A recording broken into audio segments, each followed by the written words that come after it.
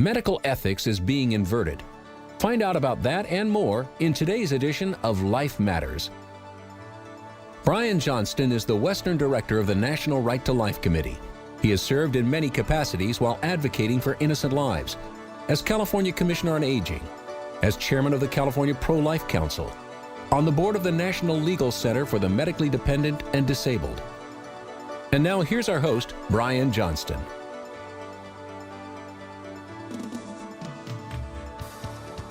Well, welcome back to Life Matters. We're your program on the right to life, on what it really is and all of the implications of this incredible idea. You see, the right to life is actually a statement of pure political philosophy. That's right. America's founders asserted the right to life as an essential element of a just government, that we have been given the gift of life every individual has, but not from the government, from our Creator. Yet the government has a duty to ensure these inalienable rights, the first of which is the right to be alive. So we're going to talk in depth about that, and today we've got a whole lot to go into and to flesh out, because the media has not represented what the right to life debate is really about. There's a lot of emotions and a lot of misleading statements that the media has actually trained Americans almost like Pavlovian dogs. We have been trained to react to the media's version of what Roe versus Wade is, and now that we're looking at the strong possibility that Roe versus Wade will be overturned, many people don't understand what it could mean because they have never understood what Roe v. Wade is. If you listen to Life Matters, we go in depth. Either myself or a guest will go into a particular topic. And you know that in the right to life issue, there's so many topics that emanate from this core principle. The fact that human babies' body parts have been used indiscriminately in medical experiments and even sold around the world. Issues like fetal tissue research and experimentation. Issues like euthanasia. Issues like intentionally killing someone by taking away their food and water and keeping them doped up. These are all issues of the right to life. They have to do with the killing of a human being that's made in God's image and likeness. In the Judeo-Christian tradition, that's the assertion that human beings are unique, and that is an assertion of Western civilization, that human beings aren't simply animals. If human beings are simply smart animals that can be herded and separated by types, well, that's what some people do. That's what some forms of government do. But in the American form of government, they're asserting a long-held belief of Western civilization, and that is that every human being is unique and is more than merely an animal, has a spiritual quality, and that uniqueness must be honored and protected. We see that in many elements of our law and in our founding documents, that no one should be deprived of life, liberty, or property without due process of law. So the implications of this right to life are very, very far-reaching. I also have to remind you that the right to life isn't a feeling. It isn't an emotion. We do have feelings. We do have emotions. I love kids. I'm actually now a grandparent. All grandparents love kids. But it isn't about the fact that we love babies and babies are cute. That isn't why abortion's wrong. Because at the other end of life, I've actually met people that have denigrated the elderly and medically dependent because they felt they weren't cute anymore. They didn't have that emotional attraction for those people, and they felt fine about simply having them killed. They don't understand the debate. And it's very important that we understand this battle because it's on us right now. The question of medical ethics and what's happening to medicine right now. A lot of issues coming down the pike. Today, we're going to continue on with the Roe v. Wade hearings and the possibility of decisions coming down in the spring. And I want to prepare you for that. I'm also going to talk about what we will need to do in California in particular. Most of you listen in California. We're on 12 stations in California. And also our podcast focuses here But everything we talk about applies to the rest of the nation and the world because we take a deep dive on what the debate is really about. We cut through the fog that the media intentionally lays out. If you've been with us last time, you know that the Roe v. Wade decision was intentionally misleading. If you're familiar with my book, Roe and Doe, the Evil Twins, the fact is that it's really two decisions that are conjoined, just like conjoined twins. They're two separate legal decisions, Roe v. Wade and Doe v. Bolton, that came down on January 22nd, 1973. And the Supreme Court said they both deal with abortion. We're going to conjoin them. But they're very, very different. And you've been lied to about what they mean. Among other things, you've been lied to about Roe and trimesters. We'll talk about that. You've been lied to about what it really gives to women and what it really does in terms of the medical profession. You've been lied to, so you haven't known. So you haven't known what questions to ask. And that's how the media likes it. You are living in a dystopic culture where the media lies to you and expects you, if you disagree, you have to disagree on the terms they've given you. You must understand this is a battle of ideas, that the right to life is a very important legal idea that our founders laid out. And what that means is that the answers to this problem have to be legal answers. They have to be decided in the civic realm. And it's important that we understand the debate and then what to do about it in our own civic realm. We're going to talk about that today, what Californians are going to have to do once Roe v. Wade is overturned. We'll be right back. Life Matters continues after this.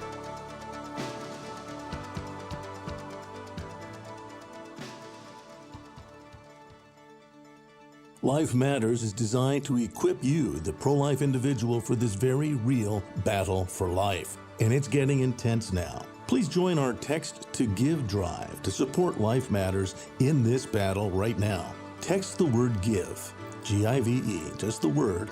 Text the word GIVE to this number, 916-347-5644. This isn't a phone-in line, it's a text line. Text the word GIVE, G-I-V-E, to 916-347-5644 to help us at this pledge time. The battle is very real. Innocent babies, innocent lives are being taken, and the lives of others are now at risk. Text the word GIVE to 916-347-5644. Thanks. And now back to more Life Matters with Brian Johnston. Welcome back to Life Matters. We're your program on the right to life, on what it's really about. You've been lied to about it. If you've heard other programs, you understand that Roe v. Wade is complete fiction, that even abortion advocate judges like Lawrence Tribe, a notorious pro-choice legal expert, he likes abortion. He hates Roe v. Wade. He says it's confusing and doesn't make sense. In fact, every legal authority has stated that. Even Justice Blackmun's own clerks admit the decision made no sense and was self-contradictory. That's a known fact. I strongly recommend that you Google Bob Woodward and the abortion papers. Bob Woodward, that notorious reporter for the Washington Post. After Harry Blackmun died, his papers were made public. Bob Woodward had direct access to these papers, and he was stunned, but he wrote about it, that the Roe v. Wade decision was made up, and especially the whole idea of trimesters, completely created. Yet reporters even today will say legalized abortion in the first trimester. Not true. That is simply not true. It was not true at the time. It's never been true because the companion decision, Doe versus Bolton, actually gave the doctor complete authority to override any limits if he felt the health of the mother was in danger, and the health was spelled out to be psychological or sociological. The doctor is given complete authority in the procedure. And one more thing that you're never told by the media, the woman herself, while she has the right to ask for an abortion, She does not have the authority to either do an abortion, which is what the radical feminists had asked for, by the way. And in Roe, he denied women the right to do their own abortions or to determine when their abortions were to be done or to do any other such thing such as controlling their own body. He specifically said that in Roe v. Wade. Now, that's why radicals don't like Roe. It doesn't make sense. It is in Doe versus Bolton that unlimited abortion was granted, but only to the physician. It is physicians who are empowered in Roe v. Wade. It isn't women. And radical women, feminist women, still want the right to kill their own babies. So the Roe v. Wade debate will not be over, whatever happens, because feminists want to be able to kill babies on their own. Now, this may blow your mind. I want you to hear Justice Ruth Bader Ginsburg. This is a quote that's never mentioned by the media because it does not fit their narrative. But Ruth Bader Ginsburg understood that Roe v. Wade doesn't do what you think it does and what the media tells you it does. Listen to Ruth Bader Ginsburg. Another feature of Roe is Roe really isn't about the woman's choice, is it? It's about the doctor's freedom to practice his profession as he thinks best. It wasn't woman-centered. It was physician-centered. No, it wasn't woman-centered. It was physician-centered. Roe v. Wade doesn't give women the right to choose. Doe versus Bolton, the controlling decision, gives doctors unlimited authority to kill. That's the significance of Roe. You don't hear that in the media because they don't understand it. They're confused. Their job is simply to push a narrative about poor women and abortions and choice. And they lie. The media lies to you. So there's a lot coming down when these decisions are determined, and it's very clear because Roe has always been cuckoo. It's going to get overturned. The question is how. If you've listened to the past to Life Matters, you know that we've talked about previous decisions like the Casey decision and how what could happen in this case with these judges could be similar to what happened in Casey, where every justice has their own interpretation and the final decision has to be cobbled together. That's known as a joint decision, and that's what happened in Casey. So we don't want to predict that we know what these justices are going to do. What I'm going to do today, though, is explain to you what you're going to have to do either way, because if Roe is completely overturned, I remind you, it's not going to stop any abortions. It simply will allow states to again protect babies in their state, and there will be 21 states that immediately will be able to protect children. The other states are going to have to pass laws through their legislatures. And in California, that ain't on because Gavin Newsom and the Democrat Party, who have a one-party control over this state, they're not going to let you do anything. But we're going to talk about what you can do in the face of what Gavin Newsom is proposing for post-Roe California. When we come back, we'll talk about what his ideas are and what your ideas need to be if you want to be effective in the fight for life. Life Matters continues after this.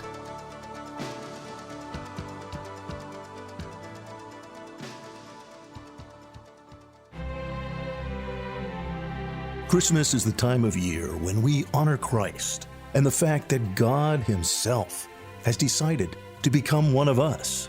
We remember, too, that we, each and every one of us, is actually made in God's image.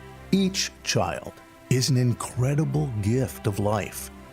Life Matters is designed to equip you, the pro-life individual, for this very real battle for life, and it's getting intense now.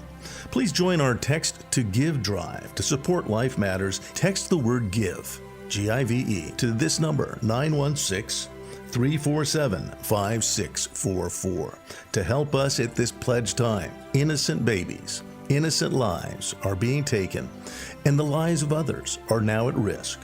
Text the word GIVE to 916-347-5644. Thanks. And now back to more Life Matters with Brian Johnston. Many of you heard what was said by the governor of California when it looked like Roe v. Wade might in fact be overturned. He's invited women from across the nation to come to California for free abortions. This will be the tourist abortion capital of the world. You should already known that because he made that promise in 2019. He is a progressive, and in this progressive worldview, it's actually a Marxist worldview. And again, when you read my book, Evil Twins, Roe and Doe, How the Supreme Court Unleashed Medical Killing, you'll see that the whole idea of unlimited human abortions is actually a progressive principle, and it comes directly from Karl Marx and Friedrich Engels. They say it explicitly, and all true communists advanced unlimited abortion because the first of all oppressed classes, as you know, isn't the poor. It isn't a particular race. The first of all oppressed classes in Marxist theory are women, because once women get pregnant, they're going to naturally, see, it's kind of a natural thing. They're going to naturally want to have a man help them raise that child. Oh, but they've been tricked according to Marx and Engels, because the man who's helping them, he's going to end up getting all the resources to build up the family and the home. He's going to go out into society, and she's going to end up raising those kids. She's not going to be a fulfilled human being. She's going to be an important part of a family. And the family structure is going to tie her down and keep her from fulfilling the true purpose of womanhood, which is to fulfill the revolution. So Marxism believes that the right to unlimited abortion is absolutely essential. I have a whole chapter on that, and it was Ruth Bader Ginsburg again who pointed that out for me. Her statements that expressly quoted Marx and Engels from the bench. Only she didn't say, oh, and Marx and Engels taught me that. Neither does Governor Gavin Newsom. He doesn't say, well, Marx wants me to make sure that every woman in America is free to get unlimited abortions, so I'm doing this because I'm a communist. He doesn't put that in there. But if you understand the principles of Marxism and all progressive ideologies, they don't want the values you have if you respect human life. They're progressing to a new world where all values are changed and we're completely free of the constraints of society, and in particular, of the old-fashioned family. So this is a Marxist idea, and it's being peddled to you. It's coming down the pike, and our governor promised that before. This isn't a new promise. But I want to prepare you for what it means in California, because we are a one-party state, and the Democrat Party, again, we are as an organization, California Pro-Life Council. It's a state affiliate of National Right to Life. They're one of the key sponsors of this program. There have been pro-life Democrats in the past, but that's not the case anymore. In the modern Democrat Party, you cannot hold office if you do not ascribe to their ideology on abortion. That is just how it is, and especially in California. So they control what's going to happen in California. And as I just pointed out, when Roe is overturned, it's going to be up to the states. They control the legislature right now. They control the governorship. They've already written into the law what Roe v. Wade actually says too. Unlimited abortion and government financing of abortion is already written into California law. But we would want to change that law. It's going to be hard to do, but there are ways to get there. And one of the most important things you need to recognize is what I call the trickle-up theory of politics. Everyone thinks it trickles down. Oh, we need the governor to do this or that. We need the courts to do this or that. People are now finding out that the most important part of government is the closest. That government which is right in your neighborhood, your school boards, your city councils, your supervisors for your county. These are elections that you can impact. And yes, these elected offices often, in fact, in California, regularly are asked to take positions on killing human babies. And Planned Parenthood gets grants from many towns and cities and counties throughout California. And it's because the supervisors or the city councils or the school boards have been hoodwinked, and they end up giving money to these baby killers. A lot of pro-life people don't understand that. And they don't understand that if you organize locally and inform people locally, people at your church, people who are now getting aware, and thank God, finally, because of what's been happening in other states, and it's been revealed, the kind of hellish ideas taught in schools, parents are waking up. Regular citizens are waking up. They want to replace school board members. Don't lose that zeal, because that's where you can make a dramatic change. And I have to tell you, many of these races are very close. One church that decides, hey, the usher at my church is going to run for school board. He's a great guy. He's committed to keeping Planned Parenthood from setting up a school-based clinic. That is one of their plans. And again, if you don't know about the plans of school-based clinics, go back to Life Matters in our podcast. Our podcasts aim at very particular aspects, so you're equipped for this battle. But Planned Parenthood, not only have they planned on it, they have many now in California. A school-based clinic is a clinic where the school has been talked into helping the kids, because, kids need health attention. So it's a health clinic, and they can't study unless their health is cared for, and the parents don't have time to take them to the doctor, many of them, and it's really hard. And so this great organization, and sometimes they won't say they're from Planned Parenthood, but they are. They'll propose to the school board, we'd like to offer you a health clinic on campus where kids can come and ask questions and get attention. And particularly, they're at an age where they're confused about sex and it's on their mind all the time. They can't study. So we'd like to help out, and we've been given a grant. So we'll actually put this in for free to your school. They don't realize in that school board. These are third parties, outside agents that have no authority over your children, but they've given that authority to them. They cannot be held accountable because the right to privacy is now going to make sacred what is said in this new school-based clinic, these classrooms that are dedicated to, quote, health. And no one can know in order to protect the privacy of those children. So even if a principal asks, they're not allowed to know. Privacy must be protected. The principal can't even go into that room, even though he has a fiduciary responsibility for the campus. It's incredible that these people, they can hand out condoms. They can tell your kids anything about sexuality, and you're not supposed to know about it because we're protecting the privacy of these children. That's what happens when Planned Parenthood comes in. And I have to tell you, you don't have to be pro-life. Just a normal person, when they know that that's what goes on, they don't want these things on campus. The problem is, if you're not prepared for the battle, and if your local school board member hasn't been elected to stop this kind of evil, it's hard to convince them later once Planned Parenthood has convinced them. I like a phrase that Lincoln had. It's really true, I found. It is easier to fool someone than to convince them that they have been fooled. And I've seen that very often. Once someone starts believing a certain thing, you probably see it too in our culture. Once someone believes a certain worldview and they've made a commitment to it, let's say the vaccine, or let's say there's many, many other things that are very questionable, but they've made a commitment to it, it's very hard to explain to them, no, they've been fooled into thinking that's right. And that is true on school boards. That's why we, every election year, we first poll the candidates for school board. We hand them questionnaires. This is a lot of work statewide. And in fact, we'd like you to help with that right in your town, right in your county, to help identify these candidates before they run.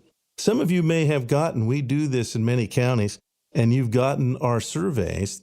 This election cycle, we're going all in. We're actually creating an app where people want to know where the candidates stand all the way down the ballot. They just put in where they are. They put in their street address and it'll pull up the school board candidates that are good, and the city council candidates, and the supervisorial candidates, all the way up, and Assembly and Senate and Congress. That's all there for them. They know who's pro-life then. It's also going to be in Spanish, and people are very excited about that. It's a lot of work. By the way, go to the California Pro-Life Council website. We need volunteers for this. We're going to do this throughout California. The way you take California back when you're under attack, as we are, is you equip local people to do all they can right where they are. And that's what we do at California Pro-Life. We stand for the right to life. We bring in people from across the cultural perspective, and there are many. We unite these folks by focusing on this issue, by giving them an understanding of this issue. That voting bloc is very, very powerful. These are commonly not conservative Republicans only. Yes, conservative Republicans tend to be pro-life. There's quite a few other pro-lifers who aren't Republicans. So if you hand out materials and say, oh, vote for these conservative Republicans, it goes right over their head. In fact, they knee-jerk and say, well, I can't do that. I've always been a Democrat. But if you focus on the issues of life that really matter, and that is protecting the innocent, this brings a voting bloc that wins elections, and particularly in the minority communities. And that's what we're doing this year. As I said, it'll be in Spanish. It'll be available as a program that people can simply click on, and we don't have to distribute it at the churches and get them all worked up. But you may have helped us in the past on that. It's been very, very effective, and we're asking you to help again. If you want to find out more, go to californiaprolife.org. That's California Pro-Life, all spelled out, no hyphens, californiaprolife.org. And volunteer to help in your town. We need a lot of folks that are willing to take the extra time to make sure we win races locally. And that's how the trickle-up theory works. Those votes for a local city council member, a local school board member, well, those same people are going to vote for their Assembly and Senate members and for their members of Congress. So these votes are critically important, and we want to make sure that you're ready for this battle. The coming election battle in 2022 is going to be daunting, and you need to be sure you're prepared for that. And that's why we're here, to help prepare you for the battle for life. Thanks for listening. Learn more about everything in today's show online at lifematters.life, where you'll find all the resources you need to protect life. Life Matters is a production of the California Pro-Life Council, the state affiliate of National Right to Life. Get informed and get involved.